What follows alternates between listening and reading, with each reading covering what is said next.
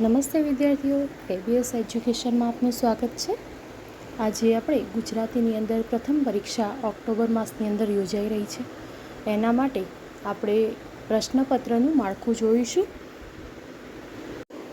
અહીંયા આપણે જોઈએ તો તમારા પ્રશ્નપત્રની અંદર ટોટલ 100 ગુણનું પ્રશ્નપત્ર, જેમાં અહીંયા હેતુલક્ષી જે વિભાગ છે એ હેતુલક્ષી વિભાગ રહેશે 30 ગુણનો.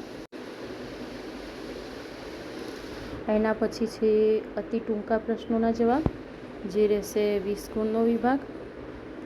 અહીં ટૂંક જવાબી જે પ્રશ્નો છે 3-4 વાક્યમાં આપવાના, એ જે છે એ 12 ગુણની અંદર રહેશે. લાંબા પ્રશ્નો જે છે એ લાંબા પ્રશ્નો 28 ગુણ. એના પછી નિબંધ પ્રકારના જે છે એ 10 ગુણ.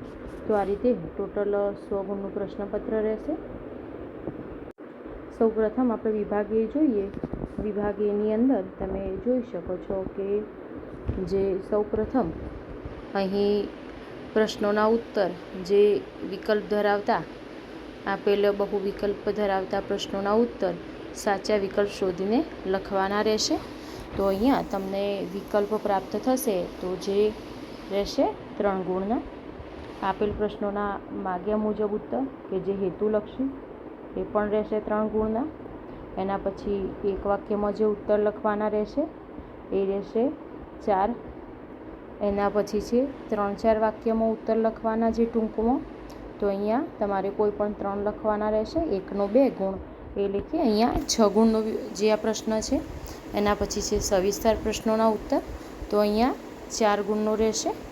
અહીં એક પ્રશ્ન વિકલ્પમાં પ્રાપ્ત થશે, એટલે કે 2માંથી એક પ્રશ્ન તમારે લખવાનો રહેશે. તો આ રહેશે ટોટલી તમારા પદ્યને આધારિત વિભાગ, કે જેની અંદર જે કાવ્યો છે તમારા અભ્યાસક્રમની અંદર સમાવિષ્ટ, તો પદ્યમાંથી એના આધારિત આ વિભાગ રહેશે. એના પછી જોઈએ વિભાગ બી, કે જે રહેશે ગદ્ય આધારિત, એટલે કે જેટલા પાઠ છે તમારા અભ્યાસક્રમની અંદર સમાવિષ્ટ એના આધારિત રહેશે. તો અહીંયા જોઈએ કે સૌ પ્રથમ જેમ પદ્ય વિભાગ હતો એ જ રીતે અહીં આપેલ બહુ વિકલ્પ ધરાવતા પ્રશ્નોના ઉત્તર સાચા વિકલ્પ શોધીને લખવાના રહેશે, કે જે 3 ગુણનો રહેશે. એના પછી માગ્યા મુજબ હેતુલક્ષી પ્રશ્નોના જવાબ, તો એ અહીંયા 3 ગુણને આધારિત રહેશે. એની નીચે આપણે લખેલું પણ છે કે કયા શેના આધારિત આ પ્રશ્નોના જવાબ રહેશે. લેખકનો પરિચય છે, ગદ્ય સ્વરૂપ છે, કૃતિ છે, એના સંદર્ભની અંદર આ પ્રશ્નો રહેશે. તો દરેકની અંદર આપણે નોંધ કરેલી છે કે શેની અંદરથી આ પ્રશ્નો રહેશે. અહીં આ ગુજરાતીના જે ભાષાનું માળખું છે એની અંદર કોઈ એવા ફિક્સ પ્રકરણ નથી રહેતા આપણે કે આ જ પ્રકરણમાંથી આ પ્રશ્ન પૂછાશે આટલા ગુણનું. જે તત્વજ્ઞાન, મનોવિજ્ઞાન જેવા પ્રશ્નો વિષયોની અંદર જે નક્કી હોય છે માળખું, એ પ્રમાણે ભાષાની અંદર નક્કી હોતું નથી. તો જેટલો આપણો ગદ્ય અને પદ્ય વિભાગ હોય છે બંને, એની અંદરથી આપણે ટોટલી તૈયારી કરવાની રહે છે. એના પછી આપણે જોઈએ તો અહીંયા આગળ જોઈએ તો અહીં એક વાક્યમાં ઉત્તર લખવાના રહેશે, જે 4 પ્રશ્નો આવશે અહીં. પછી છે 3-4 વાક્યની અંદર જવાબ લખવાના, કે જે અહીં કોઈ પણ 3 લખવાના અને 6 ગુણ, એટલે કે 2-2 ગુણના રહેશે. એના પછી સવિસ્તાર પ્રશ્નના ઉત્તર, કે જે 4 ગુણના. આપણને 2 પ્રશ્નો મળશે, એમાંથી કોઈ પણ એક સમજાવવાનો રહેશે, કે જે તમારા ગદ્ય એટલે કે પાઠને આધારિત વિષય વસ્તુ આધારિત રહેશે. અને જે શીર્ષક સમજાવવાના છે, આખા પાઠનું હાર્દ આવી જતું હોય એવા પ્રકારના પ્રશ્નો આની અંદર લેવામાં આવશે. અને જે ટૂંકા પ્રશ્નો છે શરૂઆતની અંદર જે બહુ વિકલ્પ, એમાં નાની નાની બાબતો પણ આવરી લેવામાં આવી હોય છે. તો એનું તમારે ધ્યાન લેવું. કવિ પરિચયમાંથી કેટલીક વખત કૃતિને આધારિત એવા હેતુલક્ષી પ્રશ્નોનો સમાવેશ કરવામાં આવ્યો હોય છે, કે જે આપણે આગળ આના સિવાય બીજા વિડીયોમાં એનું પ્રશ્નપત્રનું મોડેલ જોઈશું, એના દ્વારા આપણે સમજીશું. તો અહીં વિભાગ સી, જેની અંદર રહેશે વ્યાકરણ વિભાગ.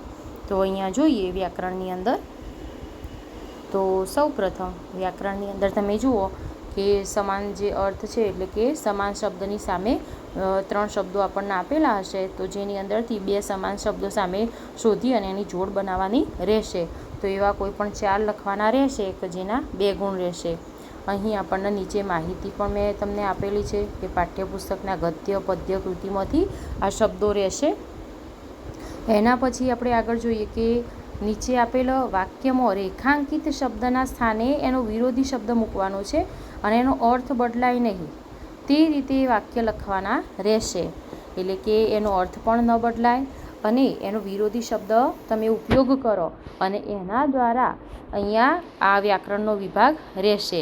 જે પ્રશ્ન 36 થી 40 છે તો એના 2 ગુણ રહેશે, કોઈ પણ 4 તમારે લખવાના રહેશે. અહીં એની અંદર જે શબ્દ આપણને આપ્યો હોય એનો વિરોધી શબ્દ મૂકવાનો છે અને એ જે વાક્યો છે તો એ વાક્યનો અર્થ ન બદલાય એવી રીતે. એટલે કે દાખલા તરીકે આપણે એવું વાક્ય લઈ લઈએ કે આ પુસ્તક ઉપયોગી છે, તો આપણે એનો વિરોધી શું મૂકી શકીએ? ઉપયોગીનો તો બિનઉપયોગી. તો આપણે એવું કહી શકીએ ભાઈ આ પુસ્તક બિનઉપયોગી નથી, તો એનો પણ એ જ અર્થ થયો, અર્થ ચેન્જ થયા વગર. તો આવી રીતના વાક્યો આમાં રહેશે. એના પછી છે શબ્દ સમૂહ માટે એક શબ્દ, તો એ લખવાનો રહેશે અહીંયા. એના પછી છે તળપદા જે શબ્દો છે, તળપદા શબ્દો એનો શિષ્ટ રૂપ આપવાનું રહેશે અહીંયા 1 ગુણ. એના પછી છે જોડણીનો આધારિત, તો એનો પણ 1 ગુણ રહેશે. પછી છે અહીંયા સૂચના પ્રમાણે લખવાનું રહેશે, વાક્યમાંથી વિશેષણ શોધીને લખો. એના પછી છે ખાલી જગ્યામાં પાઠ્યપુસ્તક આધારિત વિશેષણ જે છે લખવાનું રહેશે અહીંયા. તો એવી રીતના પ્રશ્નો જે છે 3 ગુણના અહીંયા રહેશે. એના પછી વ્યાકરણ વિભાગની અંદર આગળનો પ્રશ્ન રહેશે કે જેમાં સંયુક્ત અને સંકુલ વાક્યો સાદા વાક્યમાં ફેરવવાના રહેશે, અથવા તો ઓલ્ટર ચેન્જ સાદા સંયુક્તમાં કે સંયુક્ત અને સંકુલમાં એ રીતે કન્વર્ટ કરવાના જે વાક્યો છે તો વાક્યો ટોટલી તમારે તૈયાર કરવાના રહેશે. સાદા, સંયુક્ત અને સંકુલ એનું રહેશે અહીં 2 ગુણ. એના પછી જે સાદા વાક્યને સંયુક્ત કે સંકુલ વાક્યમાં ફેરવવાના રહેશે, તો એનો પણ રહેશે અહીંયા 2 ગુણ. જો આ વાક્યો ગ્રામર ટોપિક તમને કોઈ પણ વસ્તુમાં ખ્યાલ ના આવતી હોય તો તમે કમેન્ટ દ્વારા જણાવી શકો છો, તો આપણે એનો પણ વિડીયો મૂકીશું. એના પછી જોઈએ આગળ વિભાગ ડી. તો વિભાગ ડીની અંદર તમે જુઓ તો એમાં અર્થગ્રહણનો વિભાગ રહેશે.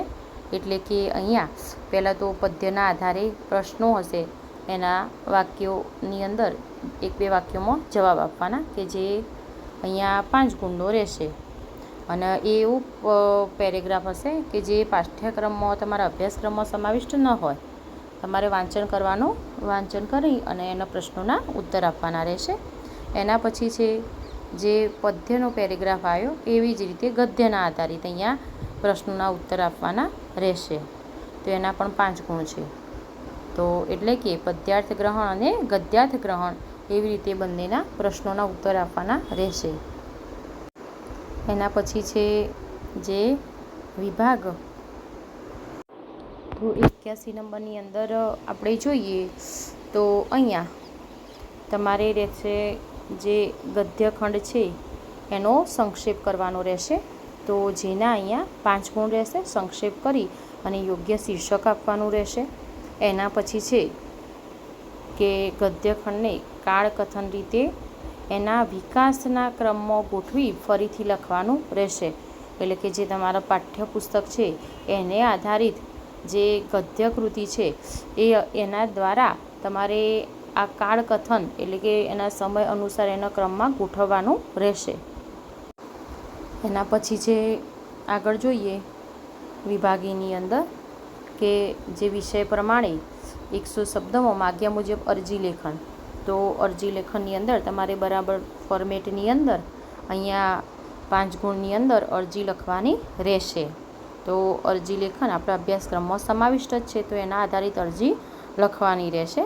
એના પછી છે ગદ્યખંડનું વાદાત્મક ગદ્યમાં રૂપાંતર. જે વાદાત્મક ગદ્યની અંદર રૂપાંતર કરવાનું રહેશે. અહીંયા આપણને એક ગદ્યખંડ આપેલો છે અને જેનું વાદાત્મક ગદ્યખંડની અંદર આપણે રૂપાંતર કરવાનું રહેશે. તો એના વિશે પણ મેં તમને થોડી નીચે માહિતી આપેલી છે, તમે જોઈ શકો છો. એના પછી છે અથવામાં જે શબ્દ છે, તો નીચે અથવાની અંદર આ પ્રશ્નના અથવામાં રહેશે કે નીચે આપેલ શબ્દ યાદીનો ઉપયોગ કરી અને અહીંયા ભાવાત્મક ગદ્ય, તો જે વાદાત્મક અને ભાવાત્મક બંને રહેશે અથવામાં. તો બંનેમાંથી એક લખવાનું રહેશે.